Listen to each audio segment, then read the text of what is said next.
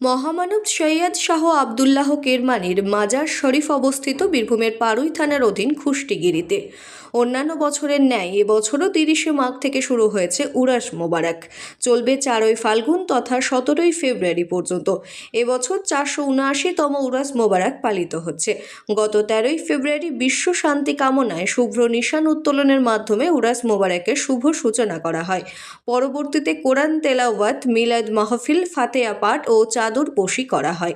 14ই ফেব্রুয়ারি সারা রাত্রিব্যাপী ধর্মীয় জলসায় পশ্চিমবঙ্গের বীরভূম, মুর্শিদাবাদ, পূর্ব বর্ধমান, পশ্চিম বর্ধমান, বাঁকুড়া, পুরুলিয়া, হাওড়া, দক্ষিণ 24 পরগনা জেলা ও ঝাড়খণ্ডের দুমকা ও দেওঘর জেলা থেকেও অজস্র পুণ্যার্থীদের সমাগম ঘটে।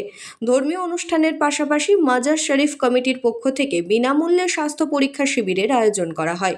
শিবিরে অজস্র মানুষ চিকিৎসা সেবা গ্রহণ করেন। 15ই ফেব্রুয়ারি উর্দু কাওয়ালির মেহফিল অনুষ্ঠিত হয়। এছাড়াও 16ই ফেব্রুয়ারি মুর্শিদি গান ও 17ই ফেব্রুয়ারি মানবধর্মী বাউল সঙ্গীতের আয়োজন থাকবে বলে জানা গেছে। এই উরাস উৎসব ও সম্প্রীতি মেলা মূলত মহামানব কেরমানি বাবার স্মৃতি উৎসব। তাঁর আবির্ভাব 854 বঙ্গাব্দে। তিনি বিশ্বনবীর 27তম বংশধর। তাঁর ঊর্ধ্বতন গুরু প্রসিদ্ধ সুফি খাজা মাইনুদ্দিন চিশতি। তিনি ছিলেন উদার মানবপ্রেমিক। তাঁরই আদর্শের ধারা খুষ্টিগিরি দরগা শরীফে আজও বিদ্যমান। আজও এই দরগায় অজস্র মানুষের মনস্কামনা পূরণ হয়। বয়ে যায় হতাশ জীবনে নির্মল আনন্দ স্রোত। একান্ত সাক্ষাৎকারে কথাগুলো ব্যক্ত করেন খুষ্টিগিরি দরগার শরীফের বর্তমান পীর হযরত সৈয়দ শাহ মোহাম্মদ হাফিজুর রহমান কেরমানি।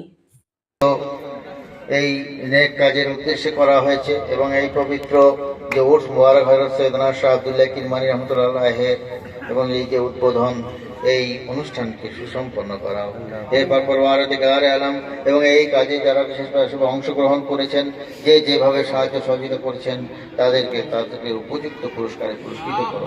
এরপর পরওয়ারদিগার আলম আমিনুল ইসলাম, শেখ মোহাম্মদ হোসেন, ইশাহাব মল্লিক, জামির হোসেন, আলী হোসেন, একরাম মল্লিক, রাজিব মল্লিক ও আরো অন্যান্য যারা যেভাবে বিশেষভাবে সাহায্য সহযোগিতা করেছেন তাদের সেই সাহায্য সহযোগিতাকে তুমি কবুল করে নাও এবং তাদেরকে উপযুক্ত পুরস্কারে পুরস্কৃত করো। মরহুম রফিক মন্ডলের তরফ থেকে যে সমস্ত সাহায্য সহযোগিতা এসেছে তার জন্য তাকে আল্লাহ পাক কবরের জিন্দেগিকে তার আরামদায়ক করে দাও। হে পরওয়ারদিগার আলম, আমরা হাত তুলেছি, আমাদেরকে কেরমানি বাবার আদর্শায়িত করো।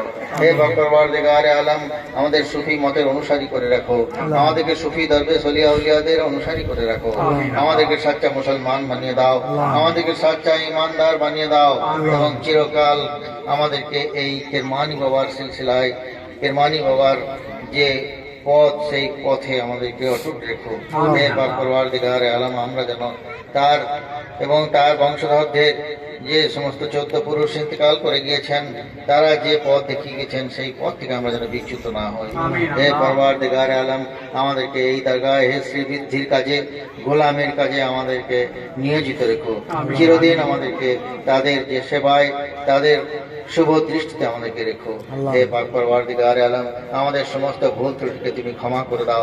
আজকের এই শুভ লগ্নে আমাদেরকে নিষ্কলুষ করে দাও, আমাদের মধ্যে উদারতা বৃদ্ধি করে দাও, আমাদের মধ্যে মানবিকতা বৃদ্ধি করে দাও, আমাদেরকে একান্তভাবে চলার তৌফিক দান করো, আমাদেরকে সকলকে নিয়ে চলার তৌফিক দান করো।